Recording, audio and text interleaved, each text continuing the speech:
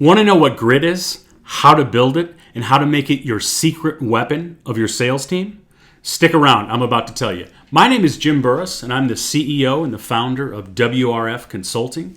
We're a sales coaching, sales leadership platform for executives and sales leaders and entrepreneurs around the country in the small and medium-sized business world. So we help companies with elite level, high-impact sales coaching, direct response, like results-driven marketing, mission-driven leadership, and we help you with your CRM. We help you keep the data organized and user-friendly, so it's not a fight every time you got to go in there to try to build a report or figure out how to use the data.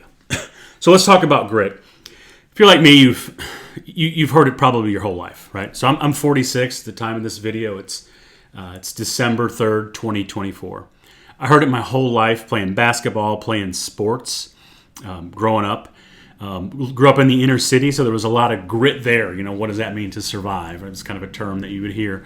Definitely heard it a lot in the Marine Corps. It was kind of part of the culture. You had to have grit to survive, to make it. And sometimes we had grit, like literally in your clothes and places that you didn't like. So that was always interestingly unpleasant. But what does grit mean in sales, and how often do you talk to your sales teams about it? The first time that it really sticks out to me, where I remember like questioning, like, what are we talking about grit? So we had it was a sales grit contest, and it was in March of 2020. So you probably remember the world shut down, COVID, right? It happened, was like the 14th, the middle of March, I think it was. And I was in St. Louis. I was working for a big IT company. The world shut down, and we had to figure out how to keep business going, right? We still had revenue goals. The company was still owned by private equity. There's a lot of variables that don't allow for you to say, all right, let's take our time and, figure this out. So what did we do, right? So the CRO came out with this grit contest, and it was basically to keep activity high. I thought it was a little bit of a distraction at first to help keep us like motivated or inspired.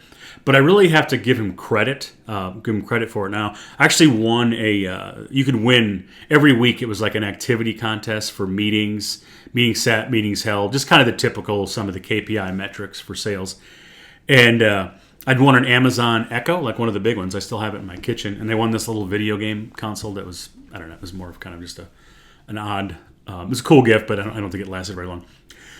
But I never really understood what grit was, other than just like, do your job. You know what I mean? Just embrace the suck and just keep going.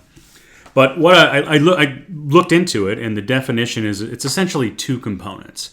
So the first part is consistency, being consistent, and the second part is delayed gratification. So what do we mean? Let's talk a little bit about those. So what is consistency?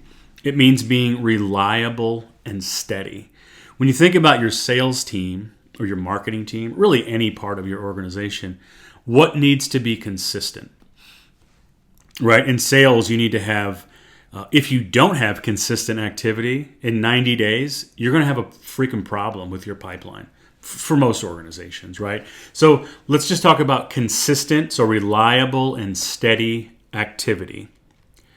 Reliable and steady activity. So consistently making phone calls, sending emails, whatever it is that you do for prospecting to keep your pipeline full, the demand generation side of it. Whether you have SDRs or just outside salespeople, are they being consistent with their COI, their referral network, right? Are they keeping up the activity on a consistent, like purpose-driven basis, right? And then the other side of the coin is the delayed gratification. It's late when I'm making this video. Been a long day. So what does that mean?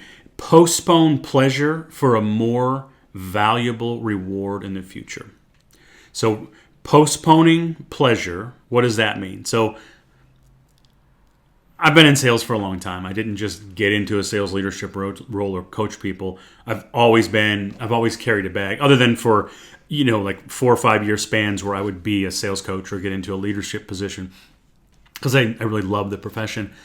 But it sucks. There's some days where it sucks. You'll make 200 phone calls, you'll make 100 phone calls, whatever it is. You make 10 phone calls and you don't talk to anybody. It sucks, right?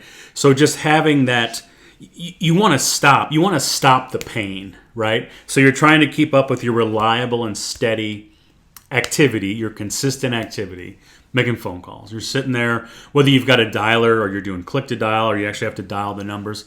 It sucks. It's just, I know that it's not, you're not digging a ditch or you're not fighting the enemy on the side of a mountain somewhere in some foreign country, but it sucks. Mentally, you're like, I would rather do something else. I want to go clean the kitchen. I want to go, I don't smoke a cigarette, but some people, I want to go to smoke a cigarette. I want to go to they do anything, they come up with things to basically avoid the pain to get to pleasure, just to get away from the pain of the prospecting activity.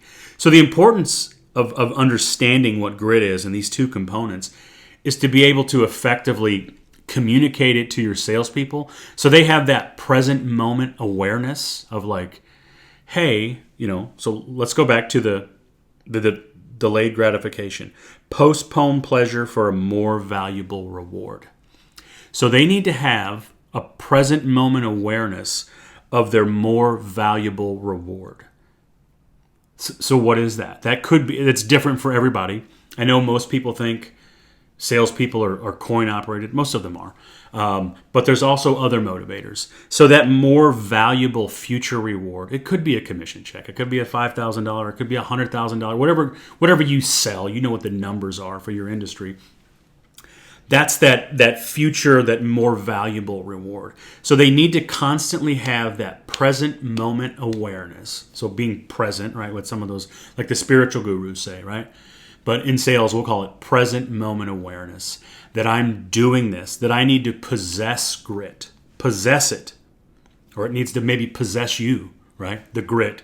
That you're going to keep the consistent, reliable, and steady behavior to achieve that goal, right? This needs to be a conversation that happens with your people. So they have this awareness, so we'll call it their paradigm, like your habits. Paradigm is a multitude of habits where it's like, shit gets hard, I'm going to do something else to distract myself. Go eat a cookie, go to the break room and bullshit with my buddies, walk to somebody else's office, right? If they have that present moment awareness, because let's be honest, you can't be there, nor should you be there all the time, reminding them like, hey, get back to work, right? They need to have that, that self-responsibility. But just constantly having coaching conversations about grit, about present moment awareness. Like, okay, I'm doing this. I'm gonna postpone pleasure of stopping making cold calls to go to keep doing what I'm doing, because I know that I'll get to this goal if I do that.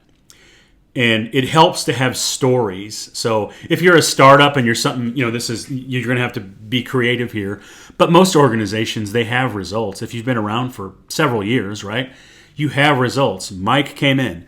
Mike worked, he did X, Y, Z every month for whatever your industry is. Some months you can be successful in 30 days. Some industries, it takes a year or 9 months, right? So you need to have more grit, potentially, in some of those fields, again, depending on your sales cycle. So just remember, consistent,